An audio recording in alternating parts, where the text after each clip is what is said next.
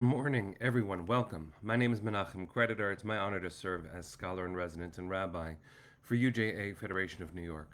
We bring you Torah and music, blessing, and community every weekday.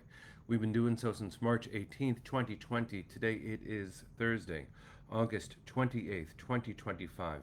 It's been a blessing to be together, to come together for 5.5 years of daily Torah with good friends like Susie and Bensi. Brian, it's good to see you. Adele, Boker Tov. Linda, Michael, I hope that you and yours are safe and well. Hi, Cynthia, I hope that you're doing well too. Let's see who else is here so we can say good morning to a few more friends from all over the world, and then we'll begin with a little bit of Torah. Adrian, nice to see you. Hi, friend.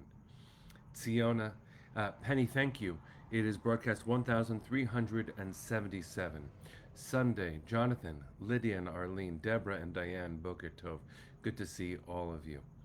Cecile, my friend Rabba Daphne Lazar Price, nice to see you too. Michelle and Debbie, Rosa and Ellen, Boker Tov, hi Lisa, sending love to the Bay Area. Okay, let's take a breath. We're going to sing a bracha, learn some Torah.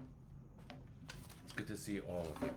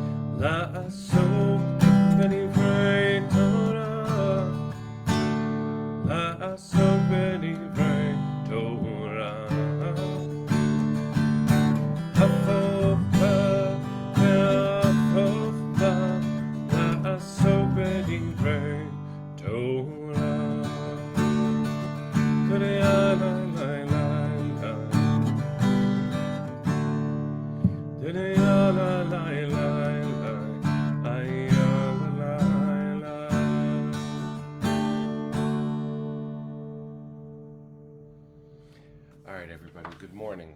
It is broadcast 1377. It is day 692 since October 7th. There's a lot to talk about, and this is a very, very heavy topic. There are two things I want to do. One of them is to let you all know, just in case a trigger warning might be helpful. I'm going to be speaking about what happened in Minneapolis for a moment, and then because of some really important wisdom from my friend, colleague, and teacher, Rabba Daphne Lazar Price, we'll talk about suicide for a moment. And so, if that isn't what you're anticipating this morning, love and respect. Just wanted to let you know in advance.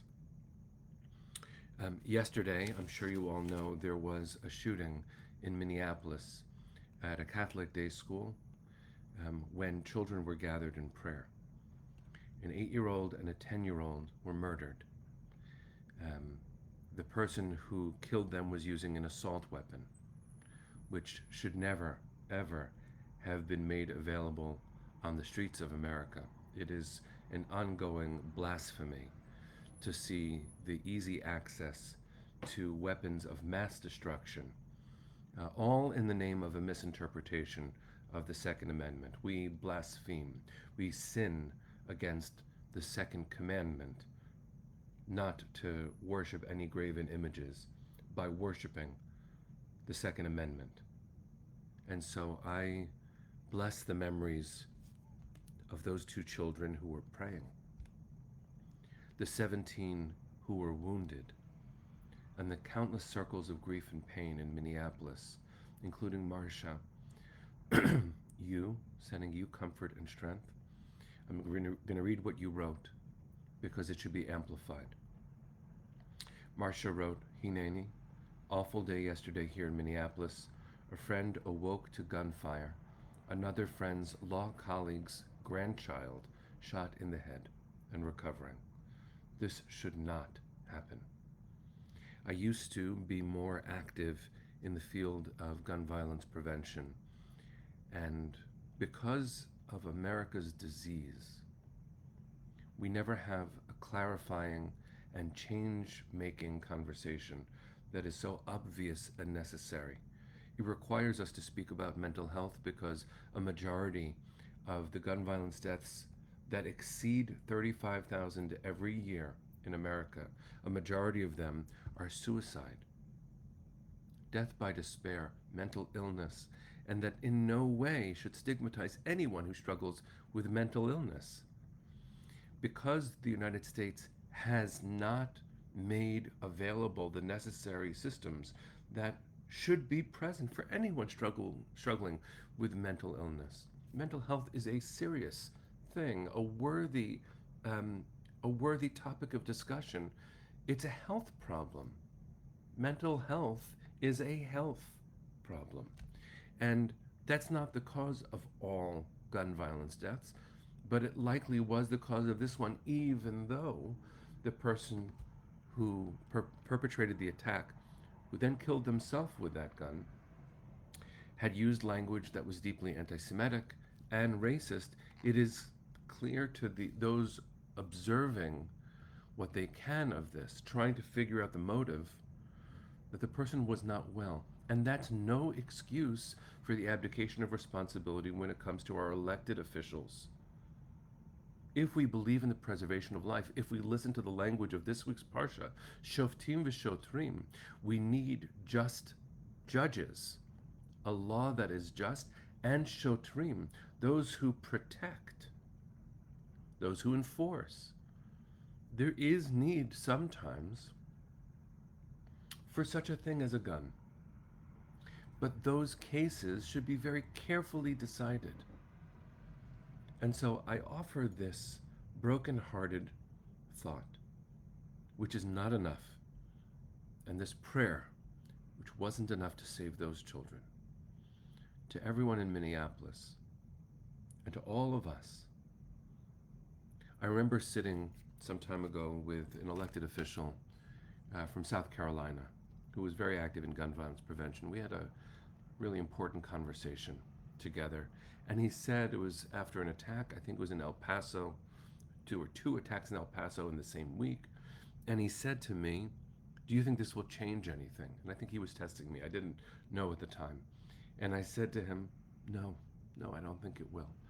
He said, no, I don't think it will either. And then he said, I think that it will take 40 years until the current lawmakers are out of office and the children who have grown up with lockdown drills as a normal part of their school life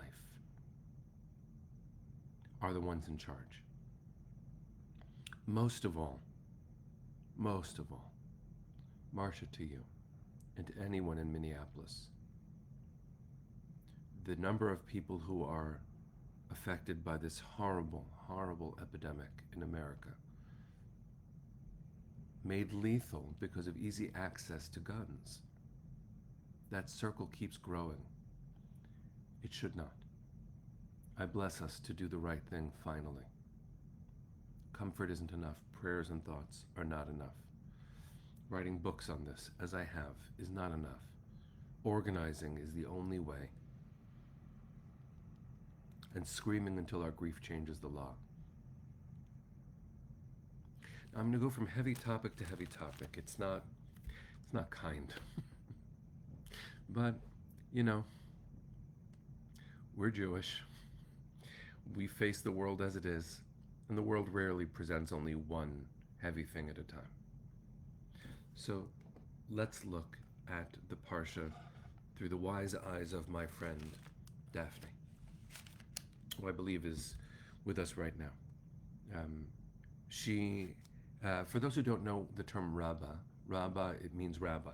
In the Orthodox world, there are colleagues who are male and there are colleagues who are female and colleagues in between. And the title really differs. It's a subjective call. Rabbi is what it means.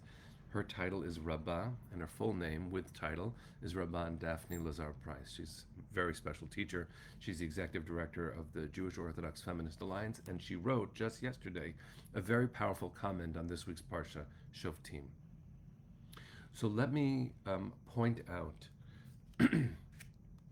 the context that she addresses, which we spoke about just 2 days ago.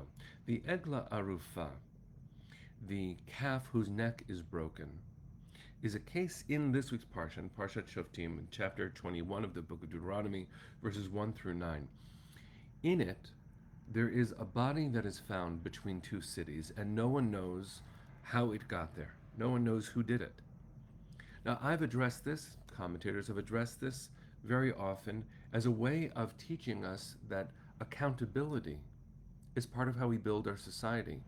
If there is something wrong, in this case, someone has died, and we don't know who did it, everyone is supposed to show up and say, my hands didn't do this. But I never thought what Daphne points out. And she writes first how we typically understand it. It's a ritual of refusal to ignore a body in the field, refusal to let death go unnamed. Refusal to pretend innocence means freedom for responsibility. Wow, is that a way of understanding this? But then she goes somewhere else. She says, I cannot read this portion of the Parsha without thinking about suicide, because like the body in the field, suicide implicates the community. There are moments where when you're a student of Torah, you think you've understood something, and then someone makes what becomes an obvious observation. I had not seen this until Daphne wrote what she wrote. And what I really want to do is just read her words instead of trying to reframe them. This wisdom is available. Just be a student as I am of Rabba Daphne Lazar Price, and you will benefit as I do. Let me ask her questions and then read her response. Like the body in the field, suicide implicates the community. It demands that we ask not only what happened to the individual, but what conditions we created or failed to create around them. Did something terrible happen in the past that caused irreparable harm to the person's soul, and the person was too ashamed to speak of it? Did we build a culture where vulnerability could be spoken aloud? Or did we cloak suffering in silence and stigma?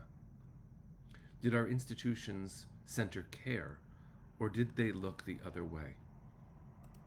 And just offering in the middle of my own recitation, really, of Daphne's wisdom, let me do two things. One of them is dial 988. That is the National Suicide and Crisis Lifeline in the United States. 988. Call your rabbi, call your cantor, call your priest, call your minister. We are supposed to be here to love each other into health. You're never alone. You're not alone.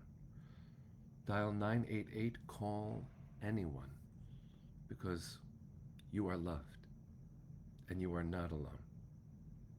It is our responsibility. I'm going to continue to read Daphne's words, but please remember, friends, dial 988 and call a friend. We're here. I also want to say that with the federal government shutting down the suicide lifeline for LGBTQ people is a statement in the wrong direction. And so if you are LGBTQ, I want you to know that your rabbi loves you. And you're not alone. You can dial 988 too.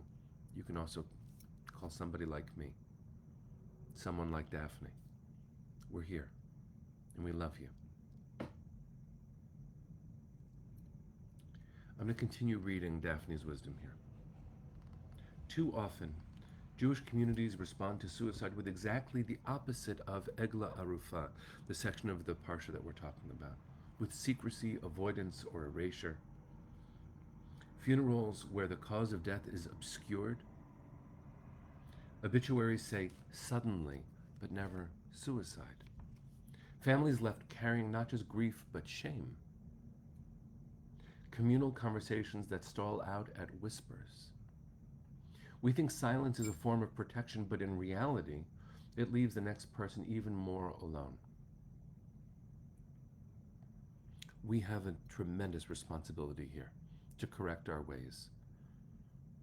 And the teaching of Rabbi Israel Salanter, who founded the Musar movement in Judaism, should come to mind. He tells a parable that's been attributed to other people over the years, but he wrote it. He said, I set out to change the world, and I realized the world wouldn't change. I set out to change my country, and my country wouldn't change. So I set out to change my village, and even my village wouldn't change. So I set out to change my family, and my family wouldn't change. I realized that there was only one person I could change, me. So let each of us, and I promise to do the same, take responsibility for this. The Egla Arufah is a communal responsibility, but it has to begin with our commitment not to stigmatize suicide, not to stigmatize anyone struggling with mental health, especially post-pandemic where loneliness is everywhere, and loneliness itself as a manifestation of despair, of potentially depression. There is not a home, a person that has not been touched by this. And the intensity of the disease, which is a disease, it's something that's in my body. There are countless numbers of practitioners and so many different kinds of therapies. But ultimately, we have to talk about each one of them in turn so that we can be helpers. I'm going to turn back to Daphne's wisdom. She writes, as my friend, colleague, and advocate, Rabbi Marianne Novick writes, a healthy brain does not plan for its own demise. She reminded me that suicide is not the result of character or choice. Rather, it is the outcome of a brain that is not functioning as it should. While other outside factors can worsen the dysfunction, they are not the cause of death itself. Just as with cancer or heart disease, this illness is real and it can be fatal. Shifting the conversation in this way helps us move beyond the unanswerable question so many ask, why did they do it? The truth is they didn't do anything. They died of an illness. So then Daphne turns in the most helpful of ways to the question, what then can we do as a community? We can make mental health care accessible and normalized. We can treat deaths by suicide the way we treat other illnesses, with compassion, honesty, and support for those left grieving. We can learn from organizations like Chai Lifeline in the Jewish community and the National Suicide Prevention Hotline 988, which offers wraparound care for families facing cancer and build parallel systems for those facing mental illness. Most importantly, we must stop philosophizing or romanticizing suicide in ways that keep us stuck. So much energy has gone into abstract debates, while too little has gone into real research, prevention, and care. Our task is not to dress suicide in metaphor, but to confront it as illness, to support those who struggle, and to stand with those who mourn. I'm just moving forward to the end of what Rabba Lazar Price wrote. And I commend her for it. It shouldn't be necessary, but it is, and she wrote it, thank God. Go find her. And find the places in your community that support people who struggle with mental health and say, what can I do? Because A, we all can and therefore must. And the odds are it's just a matter of time before each of us will need the support. Not because, God forbid, we would be on the edge of this catastrophe in our bodies and souls, but because it's a very human thing to go through illness. And we are meant to be beautiful humans.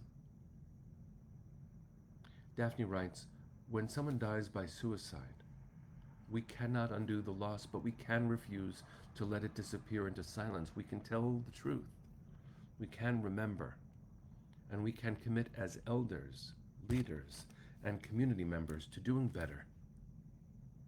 The Egla Arufa insists that even when we do not know the killer, we are not off the hook. That's the Parsha.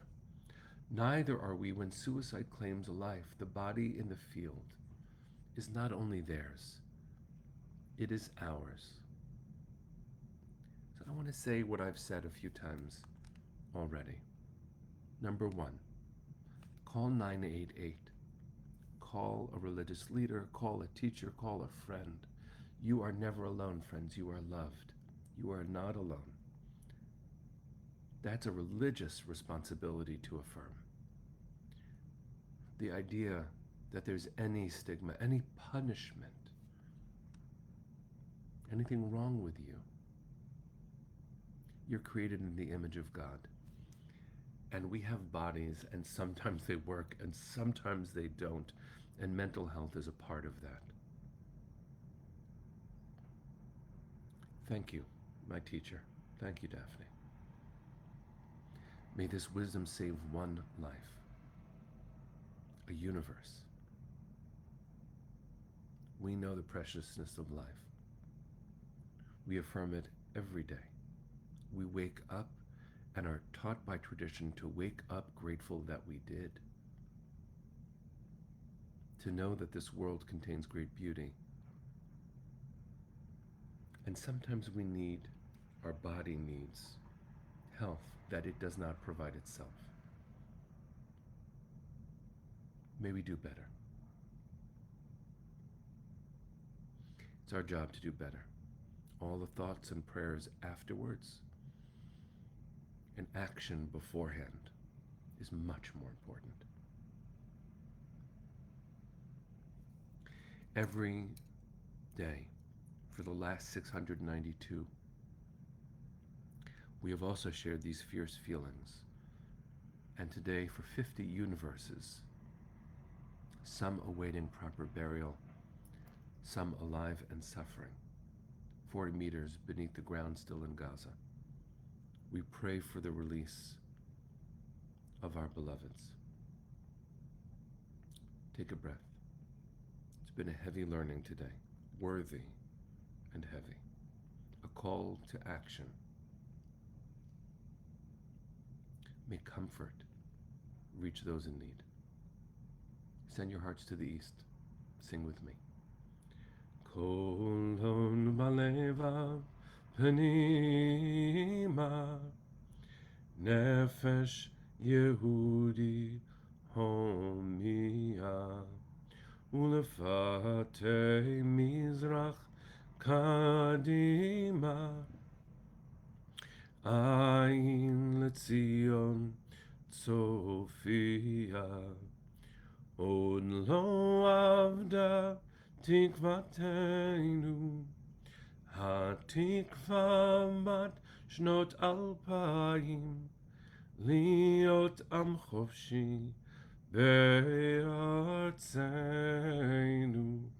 eretz Zion v'Yerushalayim liot am chofshi be'artzenu eretz Zion v'Yerushalayim.